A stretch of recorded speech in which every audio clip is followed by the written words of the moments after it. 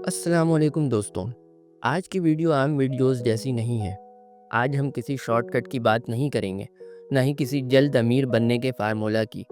आज हम बात करेंगे उन उसूलों की जो हज़ारों साल पहले बेबीलोन में सिखाए गए और जो आज भी काम करते हैं। आपने शायद महसूस किया होगा कि कुछ लोग कम कमाते हुए भी अमीर बन जाते हैं और कुछ लोग ज़्यादा कमाने के बावजूद भी कर्ज में डूबे रहते हैं। फ़र्क आमदनी में नहीं होता, फ़र्क सोच में होता है। दौलत हमेशा जहन में बनती है, फिर जेब में आती है। बेबीलोन एक ऐसा शहर जो रेगिस्तान में था, न दरिया था न ज़रख़ेज़ ज़मीन, फिर भी वो दुनिया का अमीर तरीन शहर बन गया। क्यों? क्योंकि वहाँ के लोगों ने पैसे के उसूल सीख लिए थे और आज हम उन्हीं उसूलों को समझेंगे। ये कहानी है ऑर्किड की, एक आम नौजवान जिसके पास न दौलत थी न विरासत, सिर्फ एक ख्वाहिश थी, अमीर बनने की ख्वाहिश। लेकिन ख्वाहिश काफ़ी नहीं होती, ख्वाहिश के साथ इल्म और नज़्म व ज़ब्त चाहिए। आज अगर आप अपनी ज़िंदगी बदलना चाहते हैं, अगर आप कर्ज से निकलना चाहते हैं, अगर आप चाहते हैं कि आपका मुस्तकबिल महफूज हो, तो ये वीडियो आपके लिए है। वीडियो को सिर्फ सुने मत, समझें और नोटिस भी बनाएं, क्योंकि आज हम सिर्फ कहानी नहीं सुनेंगे, हम दौलत बनाने का निज़ाम सीखेंगे। चलिए शुरू करते हैं। बेबीलोन की एक तंग गली में एक शख्स बैठा था। उसका नाम था बाउंसर। वो एक रित साज था। उसके हाथों में हुनर था, लेकिन उसकी जेब खाली थी। वो आधा हुआ रित देख रहा था। वो आधा बना हुआ रित देख रहा था और इसकी आंखों में एक सवाल था, मैं सारा दिन मेहनत करता हूँ, फिर भी मेरे पास सोना क्यों नहीं। इसी दौरान इसका दोस्त कोबी वहाँ आया। कोबी एक मौसीकार था, वो भी बासलाहियत था, लेकिन वो भी गरीब था। बाउंसर ने कहा, हम दोनों ने एक ही उस्ताद से तालीम हासिल की। हमारा दोस्त ऑर्किड आज बेबीलोन का सबसे अमीर आदमी है। आखिर उसने ऐसा क्या किया जो हम ना कर सके। ये वो लम्हा था जहाँ सोच बदली। गरीब इंसान की सबसे बड़ी गलती क्या है? वो अपनी हालत को किस्मत समझ लेता है। लेकिन बाउंसर ने किस्मत को सवाल किया और यही सवाल से उसे ऑर्किड तक ले गया। बेबीलोन रेत के समुंदर के दरमियान आबाद एक अजीम शहर, ऊंची फसलें, वसी दरवाजे और बाजार जहां सोने की खनक सुनाई देती थी। लेकिन उसी शहर की एक गली में एक शख्स बैठा था। उसका नाम था बाउंसर। वो रित बनाने वाला था। उसके हाथ मजबूत थे, पेशानी पसीने से तर थी, लेकिन उसकी आंखों में सुकून नहीं था। उसके सामने एक अधूरा रित पड़ा था। वो लकड़ी को देख रहा था, जैसे वो लकड़ी उससे कोई सवाल कर रही हो। उसी लम्हे उसके जहन में एक ख्याल आया, मैं सारा दिन काम करता हूँ, फिर भी मेरे पास सोना क्यों नहीं। वो सोचने लगा, मैंने अपनी जवानी मेहनत में गुजार दी, लेकिन आज भी मैं किराए के घर में रहता हूँ। मेरी बीवी ख्वाहिशें छुपाती है और मेरे बच्चों के पास वो सहूलत नहीं जो अमीरों के बच्चों के पास है। इसी दौरान उसका दोस्त कूबी वहाँ आ पहुँचा। कूबी एक मौसीकार था। उसके हाथ में साज था, लेकिन उसके चेहरे पर खुशी नहीं थी। बाउंसर ने कहा, दोस्त, हम दोनों ने एक ही उस्ताद से तालीम हासिल की थी। हम दोनों ज़हीन थे, हम दोनों मेहनती थे। फिर हमारा दोस्त ऑर्किड आज बेबीलोन का सबसे अमीर आदमी कैसे बन गया? कोबी ने गहरी सांस ली और बोला, शायद किस्मत। बाउंसर ने फौरन कहा, नहीं, किस्मत सिर्फ बहाना है। अगर किस्मत होती तो हम भी अमीर होते। ये वो लम्हा था जब एक गरीब इंसान ने अपनी हालत को कबूल करने से इनकार कर दिया, और यही लम्हा तब्दीली की शुरुआत होता है। इन्होंने फैसला किया कि वो ऑर्किड के पास जाएंगे, और वो ऑर्किड जो कभी उन्हीं जैसा था, लेकिन आज उसके पास सोने के थैले थे। ऑर्किड से मुलाकात। ऑर्किड अपने वसी सहन में बैठा था। उसके लिबास सादा थे, लेकिन वक़ार नुमाया था। बाउंसर और कूबी उसके सामने खड़े थे। बाउंसर ने सीधा सवाल किया, दोस्त, हम भी तुम्हारे जैसे थे, हमने तुमसे कम मेहनत नहीं की, फिर तुम अमीर कैसे बन गए? ऑर्किड मुस्कुराया और बोला, क्योंकि मैंने सोने के कवानीन सीख लिए थे और तुमने नहीं। कूबी ने पूछा, सोने के कवानीन? क्या सोना भी किसी कानून से चलता है? ऑर्किड ने जवाब दिया, हाँ, सोना उन लोगों के पास जाता है जो इसके उसूल समझते हैं, और वो उन लोगों से दूर हो जाता है जो इन उसूलों को नहीं जानते। बाउंसर ने बेसब्री से कहा, हमें सिखाओ, हम भी सीखना चाहते हैं। ऑर्किड ने कहा, पहले तुम ये समझो कि सोना मेहनत का इनाम नहीं, समझ का इनाम है। یہ جملہ سن کر دونوں خاموش ہو گئے۔ ہم میں سے اکثر لوگ یہی غلطی کرتے ہیں، ہم سمجھتے ہیں کہ زیادہ محنت زیادہ دولت، لیکن حقیقت یہ ہے درست اصول، نظم و ضبط، دولت۔ اورکڈ کی اپنی کہانی۔ اورکڈ نے اپنی کہانی سنانا شروع کی۔ میں بھی کبھی تم جیسا تھا، میں ایک کاتب تھا، لوگوں کے حساب کتاب لکھتا تھا، میں دن بھر محنت کرتا تھا، لیکن مہینے کے آخر میں میری جیب خالی ہوتی تھی۔ ایک دن میں نے سوچا اگر میں اپنی پوری زندگی ایسے ہی گزارتا رہا تو میں کبھی بھی امیر نہیں بن سکوں گا۔ یہی وہ لمحہ ہے جہاں ہر انسان کو فیصلہ کرنا ہوتا ہے، یا تو وہ اپنی حالت قبول کرے یا اسے بدلنے کا فیصلہ کرے۔ اورکڈ نے بدلنے کا فیصلہ کیا۔ دولت کی پہلی چنگاری۔ اورکڈ کہتا ہے میں نے امیر لوگوں کو غور سے دیکھنا شروع کیا۔ میں نے نوٹ کیا کہ وہ پہلے اپنے لیے رکھتے ہیں پھر خرچ کرتے ہیں۔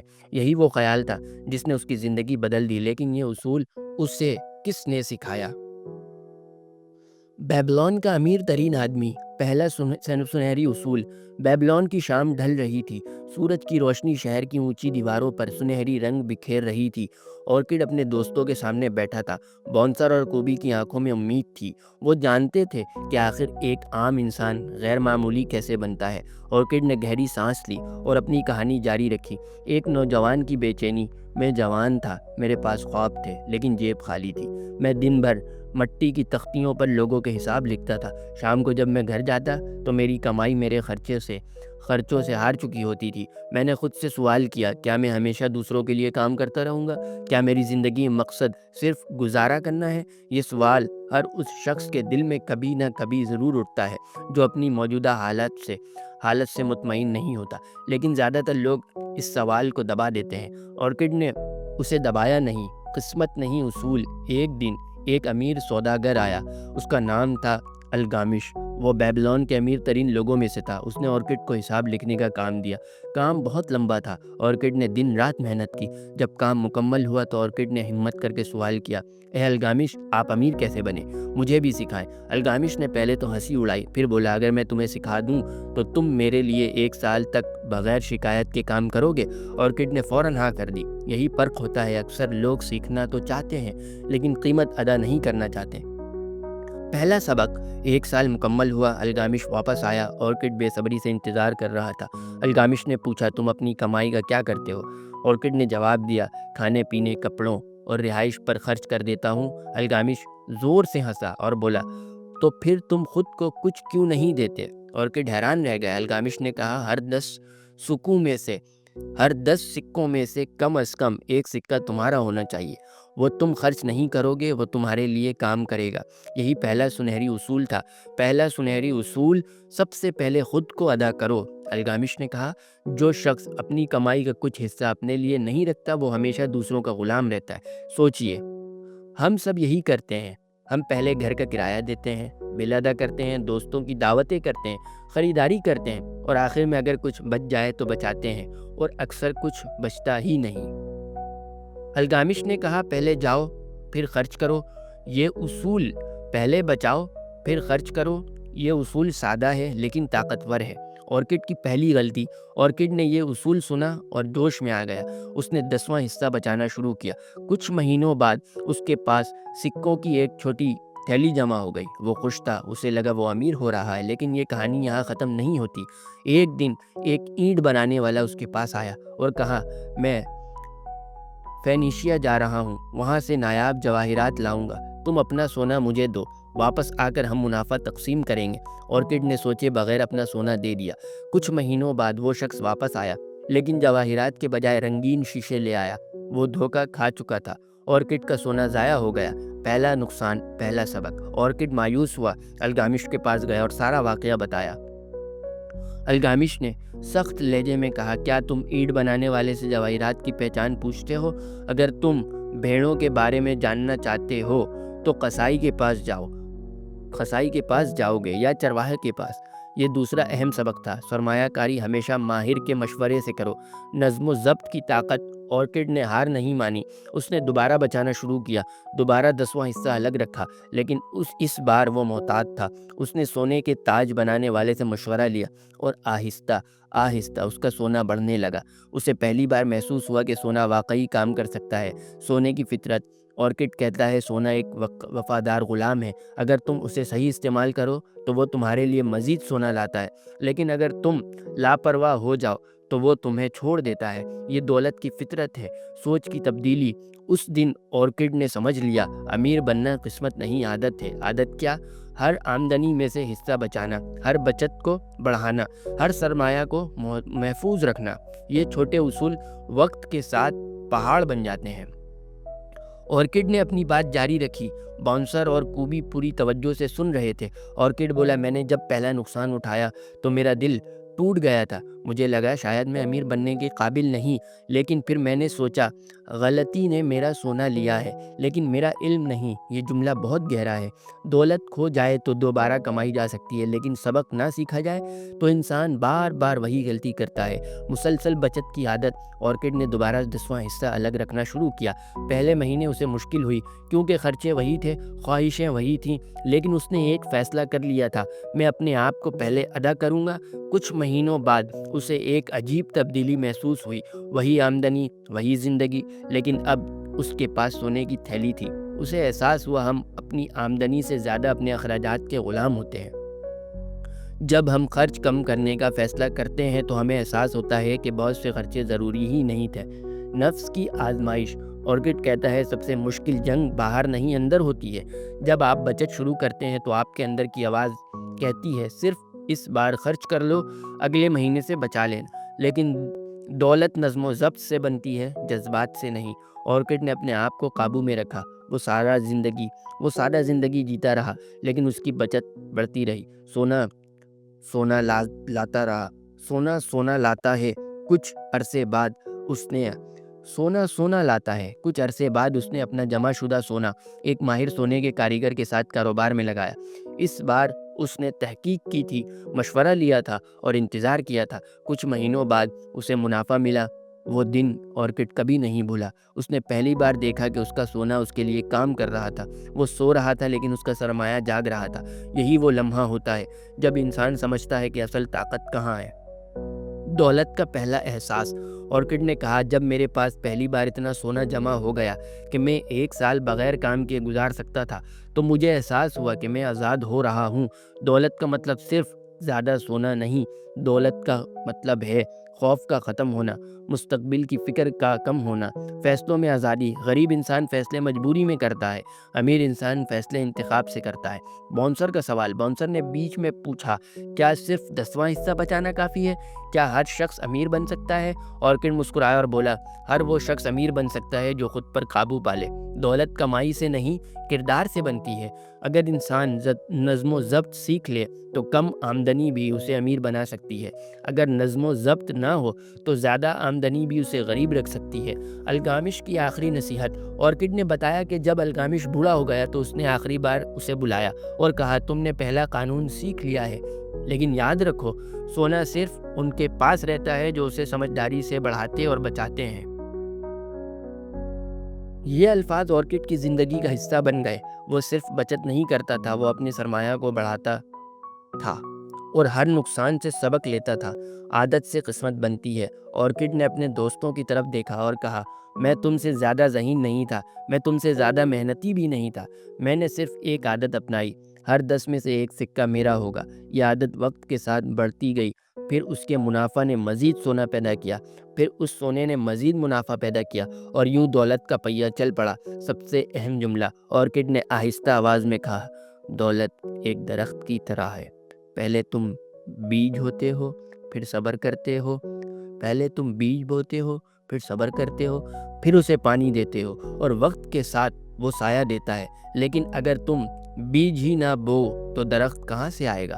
بونسر اور کوبی خاموش تھے۔ ان کے ذہن میں ایک بات واضح ہو چکی تھی، امیر بننے کے لیے کوئی جادو نہیں چاہیے، کوئی خفیہ راز نہیں چاہیے، صرف ایک اصول اور مستقل مزاجی۔ اورکڈ نے کہا، اگر تم واقعی دولت چاہتے ہو تو پہلے اپنے بٹوے کو بھرنا شروع کرو، یہی پہلا قدم ہے، اور اگلا قدم وہ اس سے بھی زیادہ طاقتور ہے۔ شہر امیر تھا، محلات سونے سے سجے تھے، تجارت عروج پر تھی، لیکن عام لوگ غریب تھے۔ بادشاہ نے اپنے وزیروں سے پوچھا، جب شہر امیر ہے تو لوگ غریب کیوں ہیں؟ وزیروں نے کہا، کیونکہ دولت چند ہاتھوں میں جمع ہو رہی ہے۔ بادشاہ نے حکم دیا اورکڈ کو بلایا جائے۔ وہ سب سے امیر شخص ہے، وہ لوگوں کو سکھائے کہ دولت کیسے بنائی جاتی ہے۔ عظیم ہال کا منظر، ایک وسیع ہال، سینکڑوں لوگ جمع تھے، کچھ کاریگر تھے، کچھ تاجر، کچھ سپاہی۔ سب کے چہرے پر ایک ہی سوال تھا، ہم امیر کیسے بن سکتے ہیں؟ اورکڈ آگے بڑھا، اس کے ہاتھ میں سونے کی تھیلی تھی۔ اس نے اسے ہوا میں ہلایا اور پوچھا، تم میں سے کون امیر بننا چاہتا ہے؟ سب نے ہاتھ اٹھا دیے۔ اورکڈ مسکرایا اور بولا، خواہش سب کے پاس ہے، لیکن علم کم لوگوں کے پاس ہوتا ہے۔ علاج نمبر 1، اپنے بٹوے کو بھرنا شروع کرو۔ اورکڈ نے کہا، اگر تمہارا بٹوا خالی ہے تو سب سے پہلے اسے بھرنا شروع کرو۔ ہر 10 سکوں میں سے ایک سکہ اپنے لیے رکھو۔ ایک شخص کھڑا ہوا اور بولا، لیکن ہمارے خرچے پہلے ہی زیادہ ہیں، ہم کیسے بچائیں؟ اورکڈ نے جواب دیا، تم اپنے خرچوں کو اپنی آمدنی کے مطابق بڑھاتے ہو۔ اگر تم 10واں حصہ نکال دو تو تمہارے خرچے خود بخود اس کے مطابق ڈھل جائیں گے۔ یہ انسانی فطرت ہے، ہم جتنا کماتے ہیں اسی کے مطابق خرچ بڑھا لیتے ہیں، لیکن جب ہم خود کو پہلے ادا کرتے ہیں تو ہماری زندگی ڈھل جاتی ہے۔ یہ پہلا علاج ہے اور یہ بنیاد ہے۔ علاج نمبر 2، اپنے اخراجات پر قابو پاؤ۔ اورکڈ نے پوچھا، تم میں سے کتنے لوگ سمجھتے ہیں کہ تمہارے تمام خرچے ضروری ہے؟ زیادہ تر لوگوں نے ہاتھ اٹھایا۔ اورکڈ ہنسا اور بولا، خواہش اور ضرورت میں فرق سیکھو۔ انسان کی خواہشات لامحدود ہیں، آمدنی محدود ہے۔ اگر تم خواہشات کے پیچھے بھاگتے رہو گے تو بٹوا ہمیشہ خالی رہے گا۔ اس نے کہا، اپنے خرچ لکھو، دیکھو کون سے خرچ واقعی ضروری ہیں اور کون سے صرف وقتی خوشی دیتے ہیں۔ جو خرچ تمہیں مستقبل میں فائدہ نہیں دیتا وہ تمہیں امیر نہیں بنا سکتا۔ علاج نمبر 3، اپنے سونے کو بڑھاؤ۔ اورکڈ نے سونے کی تھیلی کھولی اور کہا، بچایا ہوا سونا صرف پڑا نہ رہے، اسے کام پر لگاؤ۔ سرمایہ کاری کرو، لیکن سمجھداری سے۔ سونا ایسا غلام ہے جو اپنے مالک کے لیے مزید غلام پیدا کرتا ہے، لیکن اگر تم نے اسے غلط جگہ بھیج دیا تو وہ واپس نہیں آئے گا۔ یہاں اورکڈ نے اپنی پہلی غلطی کی مثال دی اور لوگوں کو خبردار کیا، سرمایہ کاری ہمیشہ ماہر کے مشورے سے کرو۔ علاج نمبر 4، اپنے خزانے کو نقصان سے بچاؤ۔ اورکڈ نے کہا، لالچ سب سے بڑا دشمن ہے۔ اگر کوئی تمہیں کہے کہ تمہارا سونا ایک مہینے میں دگنا ہو جائے گا تو سمجھ جاؤ خطرہ ہے۔ حقیقی دولت آہستہ بڑھتی ہے، جو دولت تیزی سے آتی ہے وہ تیزی سے جاتی بھی ہے۔ حفاظت منافع سے زیادہ اہم ہے۔ علاج نمبر 5، اپنا گھر اپنے لیے منافع بخش بناؤ۔ اورکڈ نے کہا، جو شخص کرائے کے گھر میں ساری زندگی گزارتا ہے وہ دوسروں کا گھر امیر بناتا ہے۔ اپنا گھر اپنا قلعہ ہے۔ جب تم اپنا گھر خریدتے ہو تو تم کرایہ دینے کے بجائے سرمایہ بنا رہے ہوتے ہو۔ یہ صرف مکان نہیں، یہ استحکام ہے۔ علاج نمبر 6، مستقبل کی آمدنی محفوظ کرو۔ اورکڈ نے کہا، ایک دن تم بوڑھے ہو جاؤ گے، اگر تم آج سے تیاری نہ کرو تو کل تم دوسروں پر بوجھ بن جاؤ گے۔ سرمایہ ایسا ہونا چاہیے جو بڑھاپے میں تمہیں سہارا دے، یہ دور اندیشی ہے۔ علاج نمبر 7، اپنی کمائی کی صلاحیت بڑھاؤ۔ یہ سب سے طاقتور علاج تھا۔ اورکڈ نے کہا، اگر تم زیادہ کمانا چاہتے ہو تو زیادہ قابل بنو، ہنر سیکھو، علم حاصل کرو، خود کو بہتر بناؤ۔ آمدنی ہمیشہ صلاحیت کے مطابق بڑھتی ہے۔ ہال میں خاموشی، لوگ گہری سوچ میں ڈوب گئے۔ انہیں احساس ہوا دولت کوئی راز نہیں، یہ اصولوں کا مجموعہ ہے۔ اورکڈ نے آخر میں کہا، اگر تم ان 7 اصولوں پر عمل کرو تو تمہارا بٹوا کبھی خالی نہیں رہے گا۔ اورکڈ ہال کے وسط میں کھڑا تھا۔ اس نے سونے کی تھیلی دوبارہ ہاتھ میں لے لی اور کہا، تم نے بٹوا بھرنے کی 7 علاج سیکھ لیے، لیکن اگر تم سونے کی فطرت نہ سمجھو تو تم اسے کھو دو گے۔ پھر اس نے کہا، سونا زندہ چیز کی طرح ہے، یہ ان کے پاس جاتا ہے جو اسے سمجھتے ہیں اور ان سے دور ہو جاتا ہے جو اسے نظر انداز کرتے ہیں۔ قانون نمبر 1، سونا اس شخص کے پاس خوشی سے آتا ہے جو اپنی آمدنی کا کم از کم 10واں حصہ اپنے اور اپنے خاندان کے مستقبل کے لیے بچاتا ہے۔ اورکڈ نے کہا جو شخص باقاعدگی سے بچت کرتا ہے سونا اس کا دوست بن جاتا ہے۔ کیونکہ وہ شخص نظم و ضبط رکھتا ہے، وہ وقتی خوشی کے لیے مستقبل قربان نہیں کرتا۔ سونا ایسے ہی لوگوں کو پسند کرتا ہے۔ قانون نمبر 2، سونا محنت سے اس شخص کے لیے کام کرتا ہے جو اسے منافع بخش سرمایہ کاری میں لگاتا ہے۔ اورکڈ نے مثال دی، اگر تم ایک درخت لگاتے ہو تو وہ وقت کے ساتھ پھل دیتا ہے، اسی طرح سرمایہ بھی ہے، لیکن شرط ہے صبر، لالچ نہیں۔ جو شخص منافع کو دوبارہ سرمایہ بناتا ہے وہ دولت کا پہیہ تیز کر دیتا ہے۔ قانون نمبر 3، سونا اس شخص کے پاس محفوظ رہتا ہے جو اسے دانش مند لوگوں کے مشورے سے لگاتا ہے۔ اورکڈ نے سخت لہجے میں کہا ہر شخص سرمایہ کاری کا ماہر نہیں ہوتا۔ اگر تمہیں تجارت نہیں آتی تو تاجر سے مشورہ لو، اگر تمہیں جواہرات نہیں آتے تو سنار سے پوچھو، نادان مشورہ مہنگا پڑتا ہے۔ قانون نمبر 4، سونا اس شخص سے دور ہو جاتا ہے جو ایسے کام میں سرمایہ لگاتا ہے جسے وہ نہیں سمجھتا۔ یہ وہ غلطی ہے جو اورکڈ نے شروع میں کی تھی۔ اینٹ بنانے والے کو جواہرات کی سمجھ نہیں تھی، نتیجہ کیا ہوا؟ نتیجہ نقصان۔ انسان اکثر اس لیے نقصان اٹھاتا ہے کیونکہ وہ سمجھتا ہے کہ وہ سب جانتا ہے۔ غرور دولت کا دشمن ہے۔ قانون نمبر 5، سونا اس شخص سے بھاگ جاتا ہے جو غیر حقیقت پسندانہ منافع کے پیچھے بھاگتا ہے۔ اگر کوئی وعدہ کرے 1 مہینے میں پیسہ دگنا تو سمجھ لو خطرہ ہے۔ دولت کی رفتار قدرتی ہوتی ہے، درخت ایک دن میں نہیں اگتا، اسی طرح دولت بھی وقت لیتی ہے۔ جو جلدی کرتا ہے وہ اکثر خالی ہاتھ رہ جاتا ہے۔ ایک نوجوان کی مثال، اورکڈ نے ہال میں موجود لوگوں کو ایک نوجوان کی کہانی سنائی۔ ایک نوجوان کو وراثت میں سونا ملا، اس نے سوچا میں جلد امیر سے امیر تر بن جاؤں گا۔ اس نے لالچ میں آ کر ہر جگہ سرمایہ لگایا، کچھ مہینوں میں سب کھو دیا۔ کیونکہ اس نے قوانین نہیں سمجھے تھے۔ وراثت دولت نہیں ہوتی، علم دولت ہوتا ہے۔ دولت کی نفسیات، اورکڈ نے کہا دولت ان لوگوں کے پاس ٹھہرتی ہے جو صبر رکھتے ہیں۔ غریب آدمی جلدی چاہتا ہے، امیر آدمی تسلسل چاہتا ہے۔ غریب آدمی قسمت کو کوستا ہے، امیر آدمی عادت بدلتا ہے۔ باؤنسر کا احساس، باؤنسر نے آہستہ کہا تو اصل دولت سوچ میں ہے۔ اورکڈ نے جواب دیا ہاں، دولت ہمیشہ دماغ میں بنتی ہے پھر ہاتھوں میں آتی ہے۔ اگر سوچ کمزور ہو تو خزانہ بھی کمزور ہے، اگر سوچ مضبوط ہو تو خالی جیب بھی مستقبل کی دولت ہے۔ ہال میں بیٹھے لوگ اب پہلے جیسے نہیں رہے تھے، ان کے چہروں پر امید تھی کیونکہ اب انہیں سمجھ آ گیا تھا دولت کوئی معمہ نہیں، یہ اصولوں کا کھیل ہے، اور اصول ہر شخص سیکھ سکتا ہے۔ بیبلون صرف اس لیے امیر نہیں تھا کہ وہاں سونا تھا، وہ اس لیے امیر تھا کیونکہ اس کے پاس مضبوط دیواریں تھیں، اونچی موٹی ناقابل تسخیر دیواریں۔ یہ دیواریں دشمنوں سے حفاظت کرتی تھی۔ اورکڈ نے حال میں موجود لوگوں سے پوچھا اگر بیبلون کے پاس خزانے ہوں لیکن دیواریں نہ ہوں تو کیا ہوگا؟ کسی نے جواب دیا دشمن لوٹ لے جائیں گے۔ اورکڈ نے سر ہلایا اور کہا بالکل ایسے ہی، اگر تمہارے پاس دولت ہو لیکن حفاظت نہ ہو تو حالات ایسے چھین لیں گے۔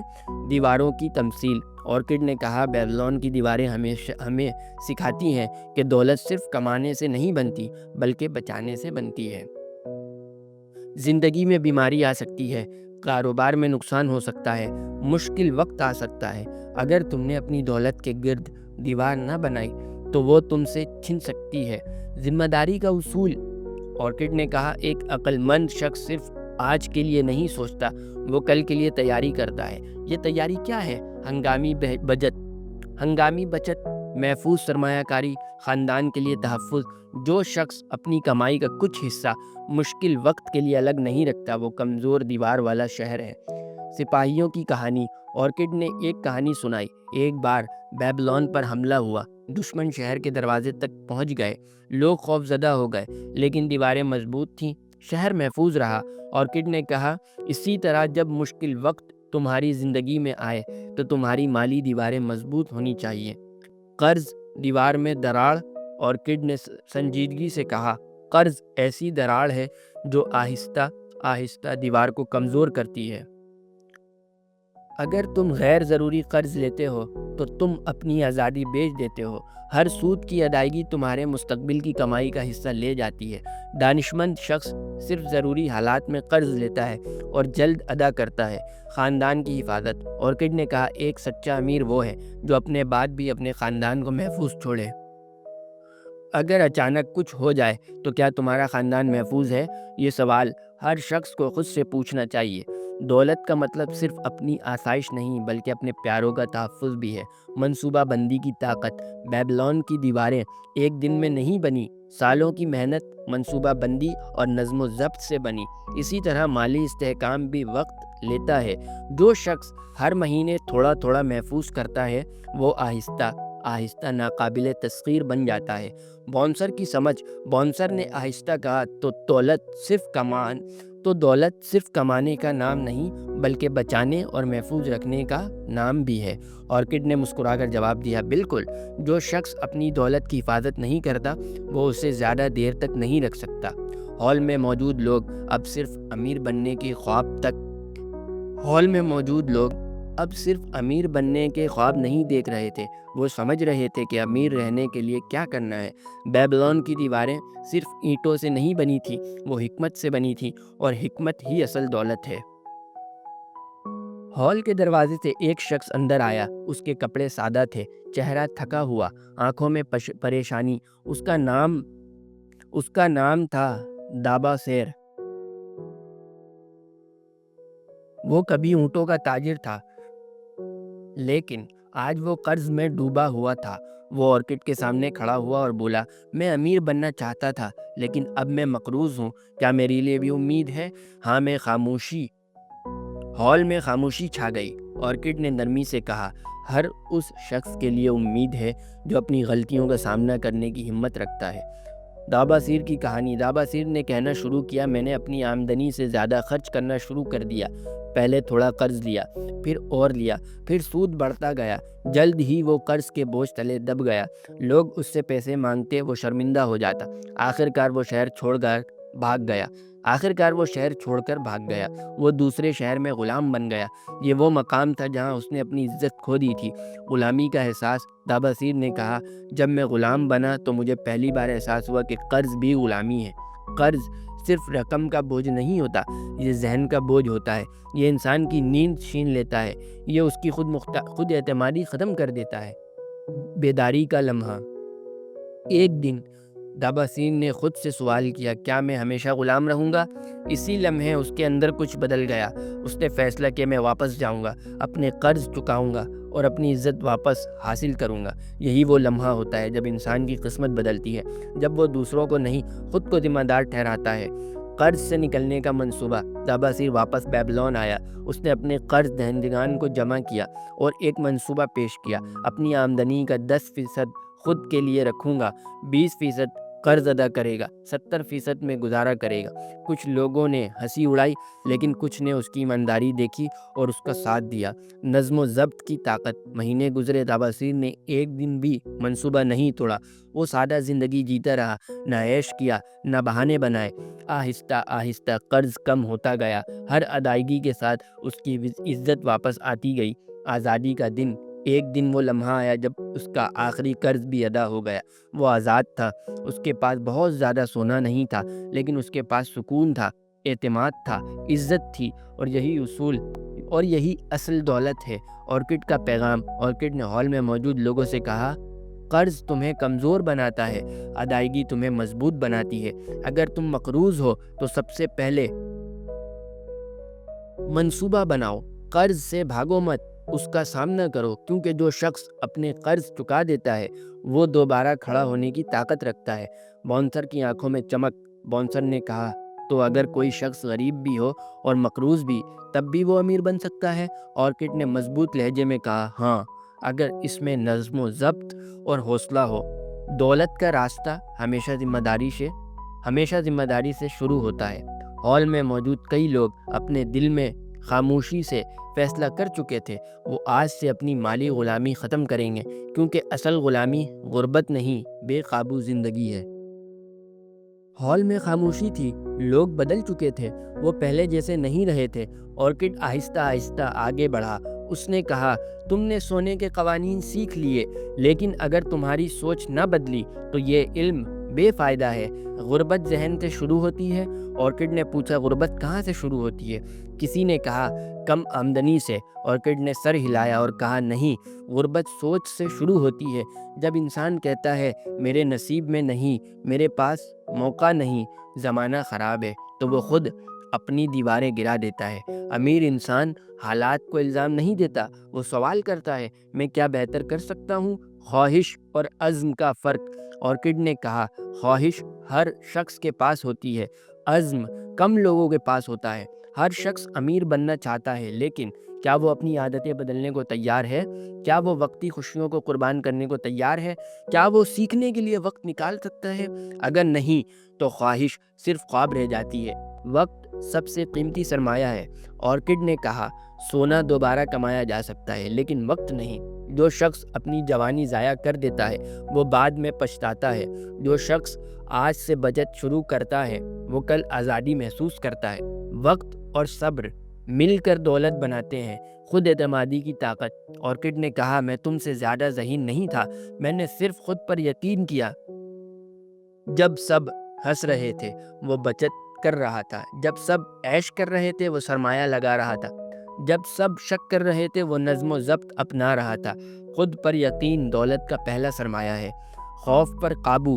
لوگ اکثر سرمایہ کاری سے ڈرتے ہیں، یا بچت سے گھبراتے ہیں، یا قرض کا سامنا نہیں کرتے۔ خوف انسان کو وہیں روک دیتا ہے۔ آرکڈ نے کہا خوف صرف عمل سے ختم ہو جاتا ہے۔ پہلا قدم اٹھاؤ، پھر دوسرا، پھر تیسرا، رفتہ رفتہ خوف ختم ہو جاتا ہے۔ مستقل مزاجی کا قانون۔ آرکڈ نے کہا کامیابی ایک بڑا قدم نہیں، چھوٹے قدموں کا تسلسل ہے۔ روزانہ تھوڑا بہتر بنو، روزانہ تھوڑا بچاؤ، روزانہ تھوڑا سیکھو، سالوں بعد فرق ناقابل یقین ہوگا۔ دولت اور کردار۔ آرکڈ نے سنجیدگی سے کہا اگر تمہارے پاس دولت ہو لیکن کردار نہ ہو تو دولت زیادہ دیر نہیں رکے گی۔ ایمانداری، نظم و ضبط، صبر، یہ وہ ستون ہیں جن پر دولت کھڑی ہوتی ہے۔ آخری نصیحت۔ آرکڈ نے سونے کی تھیلی زمین پر رکھی اور کہا یہ سونا تمہارا غلام بن سکتا ہے یا تم اس کے غلام بن سکتے ہو، فیصلہ تمہارا ہے۔ اگر تم اصول اپناؤ گے تو یہ سونا تمہارا غلام بن سکتا ہے یا تم اس کے غلام بن سکتے ہو، فیصلہ تمہارا ہے۔ اگر تم اصول اپناؤ گے تو سونا تمہارے لیے کام کرے گا، اگر تم لاپرواہ رہے تو تم سونے کے پیچھے بھاگتے رہو گے۔ بونسر اور کوبی کا انجام۔ سالوں بعد بونسر کے پاس اپنا گھر تھا، کوبی کے پاس سرمایہ تھا۔ انہوں نے وہی اصول اپنائے تھے۔